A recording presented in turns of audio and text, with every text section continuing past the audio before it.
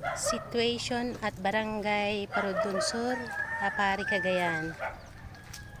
Ito ngayon guys, ang situation ngayon dito sa Purok 7, Barangay Parudon Sur, Apari, Cagayan.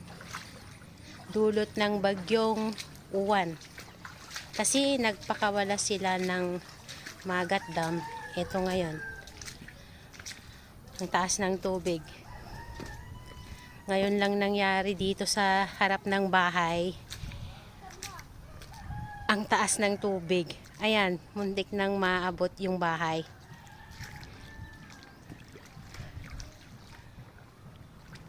Ito guys. Yan. Ito yung solar dryer. Di na ninyo nakikita yung solar dryer. Ito malaking solar dryer ito. Yung kabukiran dyan, wala na. Tubig na lahat. Tapos ito. Ito yung harap ng bahay. Yan. Binahana. Lumalakas pa, tumataas pa ang level ng water kasi high tide ngayon. Hanggang hapon.